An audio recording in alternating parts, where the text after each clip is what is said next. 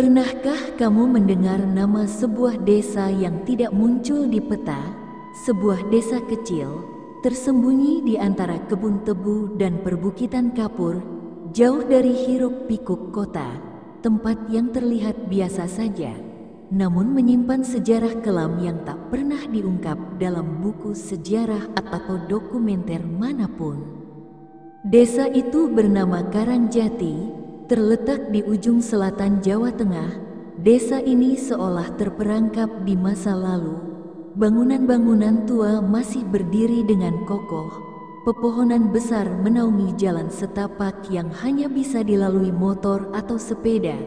Dan suasana sunyi mendominasi setiap sudut. Tapi bukan kesunyian yang membuat desa ini terasa berbeda, melainkan sesuatu yang tidak kasat mata. Sesuatu yang membuat bulu kuduk merinding bahkan sebelum kaki ini benar-benar menginjak tanahnya. Dan jantung dari semua cerita kelam yang tersebar di Karangjati berasal dari satu tempat, sebuah aliran sungai kecil yang dikenal sebagai Kali Ireng atau Sungai Hitam. Nama itu bukan sekadar julukan. Air di sungai itu benar-benar berwarna gelap, pekat seperti kopi tubruk yang baru diseduh. Tidak jernih seperti sungai lain, tidak bening, tidak memantulkan langit. Bahkan saat musim hujan melanda, saat debit air meningkat, warnanya tetap sama, hitam kelam, seolah menyimpan sesuatu di dalamnya. Warga desa percaya, sungai itu bukan hanya tempat mengalirnya air, ia adalah penjaga batas antara dunia kita dan dunia yang lain, dunia yang dihuni oleh sesuatu yang tak bisa dijelaskan oleh akal sehat. Konon, berabad-abad lalu, sekitar akhir abad ke-18, tinggal seorang perempuan tua bernama Darmi. Ia bukan orang sembarangan. Darmi adalah dukun yang sangat dihormati di desa Karangjati dan desa-desa sekitarnya. Bukan hanya karena ilmu pengobatannya yang mujarab, tetapi karena kemampuannya untuk berhubungan dengan yang tidak terlihat. Ia bisa memanggil hujan, menyembuhkan penyakit misterius, bahkan mengusir makhluk halus yang mengganggu warga. Namun, seperti banyak kisah tentang mereka yang terlalu dekat dengan dunia gaib, Darmi menyimpan rahasia besar. Ilmu yang ia miliki bukan hanya datang dari leluhur, tetapi dari perjanjian dengan makhluk yang tidak berasal dari dunia manusia. Ada satu kebiasaan Darmi yang menjadi misteri tersendiri. Setiap malam Selasa Kliwon, ia selalu pergi ke tepi Kali Ireng seorang diri, membawa dupa, sesaji, dan sebuah kendi berisi air dari sumur tua di belakang rumahnya. Tidak ada yang tahu apa yang ia lakukan di sana. Tapi keesokan harinya, warga sering menemukan jejak telapak kaki basah di tanah, meski tidak turun hujan semalaman. Kadang, ada juga bau anyir dan amis yang tercium dari arah sungai. Namun semua itu diterima begitu saja, karena meski Darmi dianggap aneh, ia tetap membantu banyak orang. Hingga datanglah masa penjajahan Belanda. Kala itu, tentara Belanda mulai mencurigai adanya tokoh-tokoh spiritual yang membantu para pejuang kemerdekaan dari balik layar. Mereka percaya ada kekuatan supranatural yang memperkuat semangat rakyat, dan mereka ingin menghentikannya. Darmi masuk dalam daftar. Suatu malam, pasukan Belanda menangkapnya tanpa peringatan. Darmi diseret keluar dari rumahnya, dituduh melakukan persekutuan gelap yang membahayakan kekuasaan kolonial. Tapi yang aneh, selama proses penangkapan itu, tidak ada satupun tentara yang bisa menatap matanya langsung. Mereka merasa pusing, mual, bahkan beberapa di antara mereka mimisan dan muntah darah. Tapi akhirnya, dengan kekuatan penuh dan bantuan senjata, mereka berhasil membawa Darmi ke pinggir Kali Ireng. Dan di sanalah, dengan cara yang tidak manusiawi, mereka menghukumnya, tangannya diikat menggunakan tali ijuk, tubuhnya dilempari batu, dan ia ditenggelamkan hidup-hidup ke dalam air sungai itu. Sebelum kepalanya tenggelam, Darmi sempat berteriak, bukan dalam ratapan, tetapi dalam sumpah. Aku tidak akan pernah mati, aku akan kembali, dan siapapun yang mencemari sungai ini, akan aku tarik ke dalam dunia tempat aku sekarang berada. Setelah kejadian itu, warga Karangjati menemukan perubahan aneh pada sungai tersebut. Airnya menjadi hitam, tidak hanya saat hujan deras, tapi sepanjang waktu. Tak ada ikan yang terlihat, tak ada binatang yang mau mendekat, dan setiap malam Jumat Kliwon terdengar suara tangisan dari arah sungai. Kadang pelan, seperti bisikan, kadang keras, seperti jeritan orang sekarat. Beberapa orang tua di desa masih mengingat malam-malam itu dengan jelas. Mereka bercerita, dahulu saat masih kecil, mereka pernah melihat sosok perempuan tua dengan rambut panjang kusut, mengenakan kain lusuh, berdiri di tengah aliran sungai saat tengah malam. Wajahnya tidak jelas, tapi mata itu merah menyala seperti bara api. Ia hanya berdiri, menatap ke arah desa, diam, tanpa bergerak, hingga fajar menyingsing. Sosok itu menghilang di telan kabut pagi.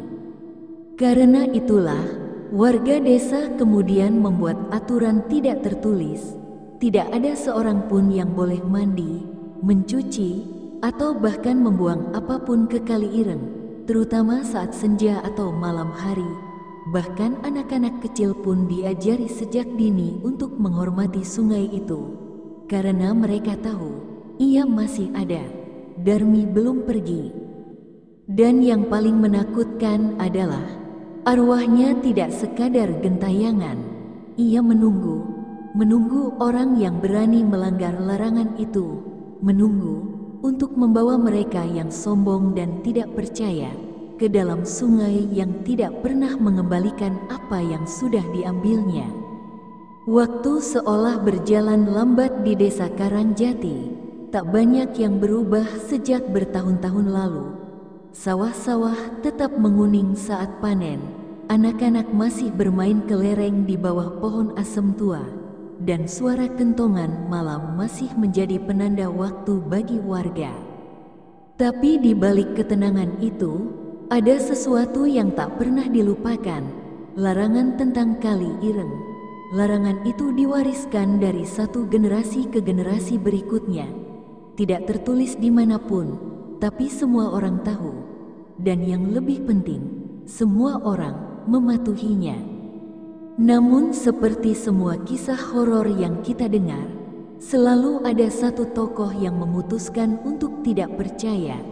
Seseorang dari luar yang menganggap larangan itu hanyalah mitos kampung yang berlebihan. Dan dalam kisah ini, orang itu adalah seorang pemuda bernama Andi. Andi adalah mahasiswa tingkat akhir dari kota Solo. Setelah ibunya meninggal dunia karena stroke, ia memutuskan untuk tinggal sementara di rumah kakeknya di Karangjati. Sambil menyelesaikan skripsinya, ia ingin suasana yang tenang, bebas dari distraksi, dan tentu saja lebih hemat. Rumah kakeknya terletak tak jauh dari tepian hutan bambu yang mengarah ke sungai. Rumah kayu tua, berdinding anyaman, namun masih kokoh. Kakeknya, Mbah Sastro, adalah lelaki sepuh berusia 80-an tahun, pensiunan Menteri Kesehatan yang sangat dihormati di desa itu. Mbah Sastro menyambut Andi dengan hangat, namun sejak awal ia sudah memberi peringatan. Le, awakmu nek arep adus, ojo neng Kali Ireng yo, apalagi sore-sore, itu bukan tempat main. Andi hanya mengangguk. Ia mengira itu cuma kekhawatiran khas orang tua. Tapi dalam hati, ia mulai penasaran. Apa sih yang sebenarnya ada di Kali Ireng itu? seaneh apa sungainya sampai-sampai semua orang di desa ini seolah menakutinya. 2 minggu berlalu, Andi mulai merasa jenuh. Hari-harinya dihabiskan di depan laptop, menulis, membaca, lalu tidur. Internet di desa lambat dan tidak banyak yang bisa dilakukan. Sampai suatu sore, saat ia sedang mencuci sepatu di belakang rumah, ia mendengar suara gemericik air. Suara itu datang dari arah sungai. Awalnya pelan, lalu semakin jelas, seperti ada seseorang yang mandi, menyibak air dengan tangan. Tapi anehnya, suara itu terdengar sangat ritmis, seolah bukan orang biasa yang sedang mandi. Rasa penasaran Andi pun memuncak. Sore itu, saat matahari mulai turun ke barat dan langit berubah jingga, Andi mengambil handuk, sabun, dan sebotol sampo. Ia berniat mandi di Kali Ireng, bukan karena ingin membuktikan apapun, tapi karena rasa bosan dan keingintahuan yang memuncak. Mbah Sastro sedang salat di surau kecil dekat rumah, jadi Andi pergi diam-diam. Ia menapaki jalan setapak di antara pohon bambu. Suara angin berdesir seperti berbisik di telinganya. Dan di sanalah ia melihatnya untuk pertama kali, Kali Ireng. Sungai itu tampak sempit, mungkin hanya selebar 2 meter, tapi airnya begitu pekat, gelap. Tidak ada pantulan cahaya, tidak ada suara burung, bahkan serangga pun seperti enggan mendekat. Andi tersenyum kecil, mengangkat bahu. Ah, ini toh yang katanya angker.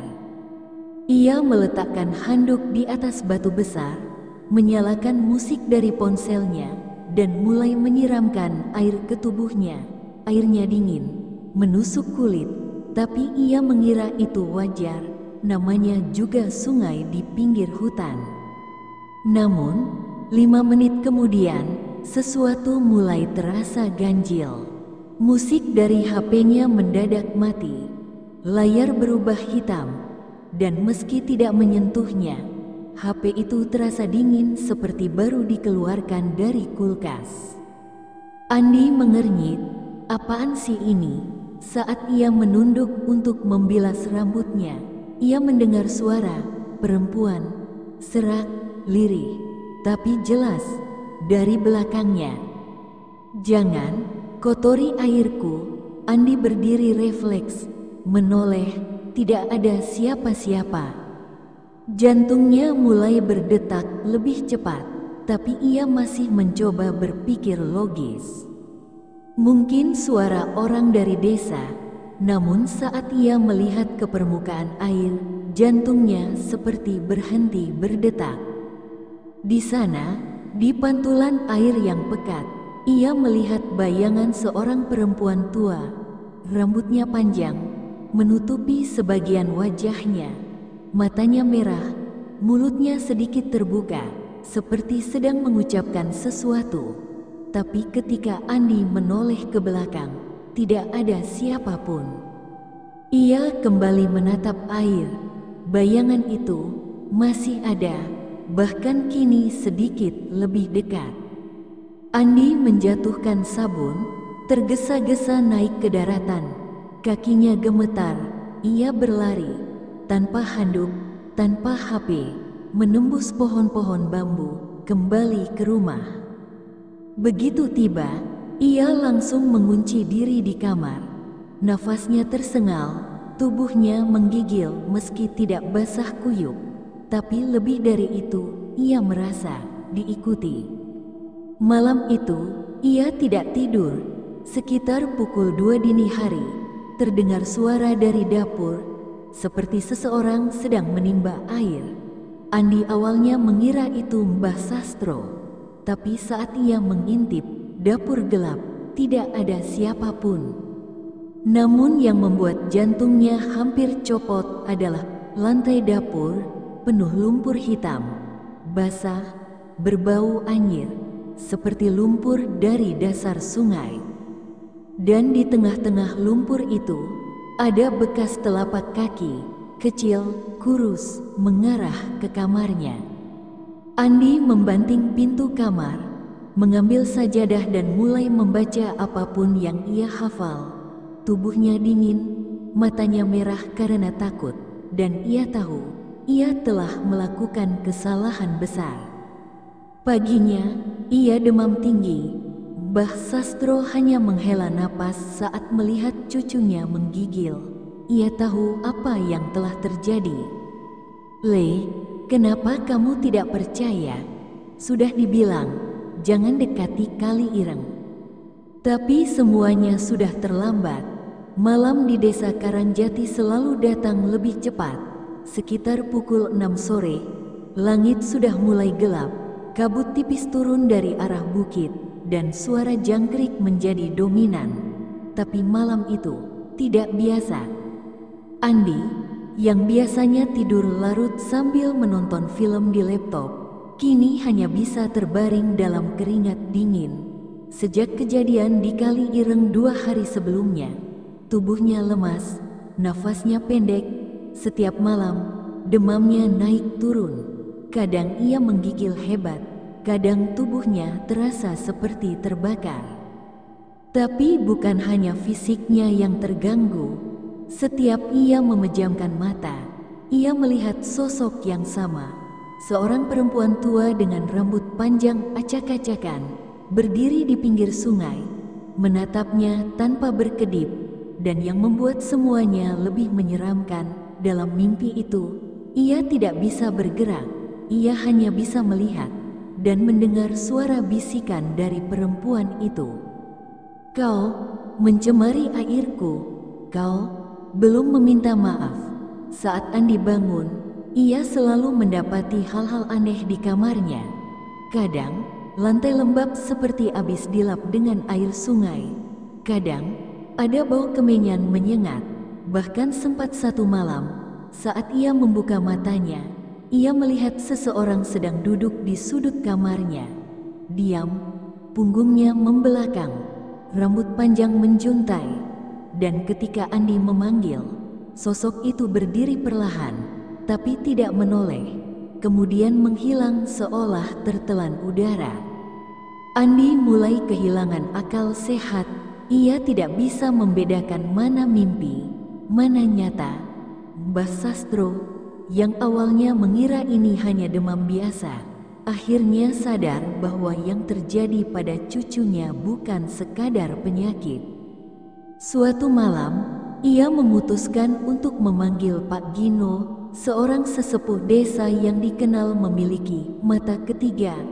Lelaki tua berambut putih, berbadan kecil, tapi auranya sangat kuat.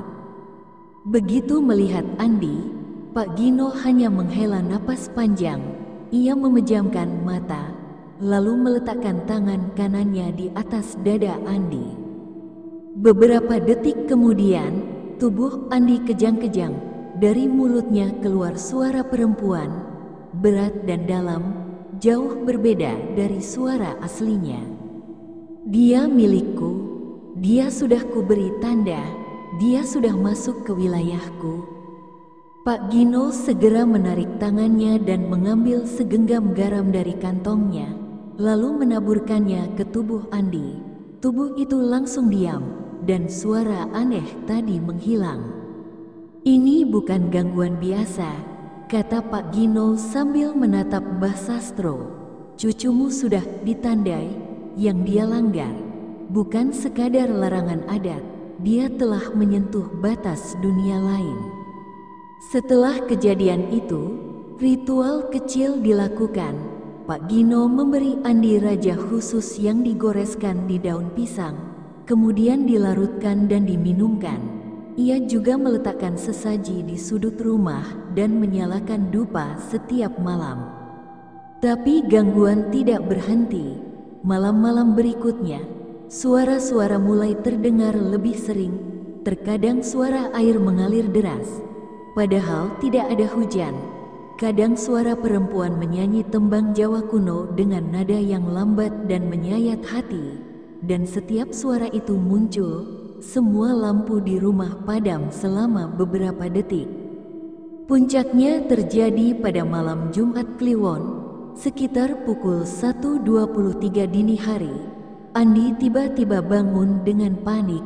Tubuhnya seperti ditarik ke bawah oleh sesuatu dari kasur. Ia berusaha bangkit, tapi tak bisa. Dadanya berat, nafasnya tercekat. Dari sudut kamar, muncul suara langkah kaki, perlahan, pelan, seperti kaki telanjang di lantai kayu tua. Andi memaksakan diri membuka mata, dan di sanalah ia melihatnya. Nyi Darmi. Sosoknya kini sangat jelas, wajah penuh keriput, kulit pucat seperti mayat, mata merah membara. Tapi yang paling menyeramkan adalah mulutnya, mulut yang terus bergerak mengucapkan mantra dalam bahasa Jawa kuno yang tak bisa dimengerti. Perempuan itu berjalan perlahan ke arah kasur Andi.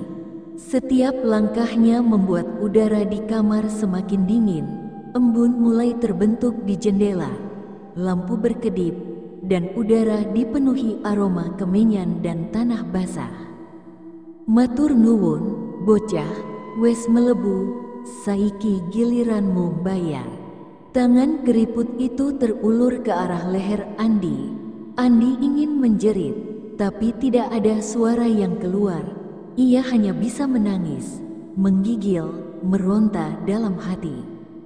Saat tangan itu hampir menyentuh kulitnya, tiba-tiba sebuah suara menggelegar dari luar kamar. "Darmii, itu suara Pak Gino." Ia masuk ke kamar sambil membawa kendi berisi air doa dan lembaran daun sirih. Ia menyiramkan air itu ke arah Nyi Darmi. Sosok itu menjerit, suara jeritan yang sangat tinggi, nyaring, dan mengerikan. Udara kamar bergetar, lampu pecah, dan Nyi Darmi menghilang seperti asap disapu angin. Andi pingsan seketika. Keesokan harinya, ia ditemukan di depan rumah dengan tubuh berlumuran lumpur hitam dan tangan mencengkeram batu kecil dari dasar sungai. Batu itu berbau amis dan dingin seperti es. Dan yang paling menyeramkan, di dada Andi muncul 3 bekas cakar panjang berwarna merah kehitaman. Pak Gino menjelaskan bahwa itu adalah tanda terakhir, tanda bahwa Nyi Darmi sudah menaruh dendam, tapi juga memberi waktu. Dia masih menunggu, masih ingin menuntut balas, tapi tidak sekarang. Sejak saat itu, Andi tidak pernah berani tidur sendiri. Ia selalu membaca doa sebelum malam. Ia berhenti menggunakan kaca dan menutup semua cermin di rumah. Dan yang paling penting, ia tidak pernah lagi mendekati Kali Ireng, bahkan untuk melirik pun tidak. Namun, setiap malam Jumat Kliwon, suara itu masih terdengar. Tangisan lirih dari arah sungai, dan pada saat-saat tertentu, jika kau cukup nekat berdiri di tepi Kali Ireng, menatap ke permukaan airnya yang gelap, konon kau masih bisa melihat bayangan seorang perempuan tua berdiri di seberang aliran air, menatap tanpa kata, menunggu. Waktu telah berlalu, sudah hampir 2 tahun sejak kejadian malam Jumat Kliwon itu, malam ketika Andi nyaris kehilangan nyawanya. Malam ketika ia berhadapan langsung dengan sosok yang selama ini hanya ia dengar dari cerita-cerita tua, Nyi Darmi. Setelah kejadian tersebut, Andi memilih untuk kembali ke kota. Ia tidak bisa lagi tinggal di Karangjati. Meskipun tubuhnya telah pulih, hatinya tidak. Bayangan-bayangan dari malam itu terus menghantuinya. Suara bisikan, bau kemenyan, dan tatapan mata merah yang seperti membakar dari dalam.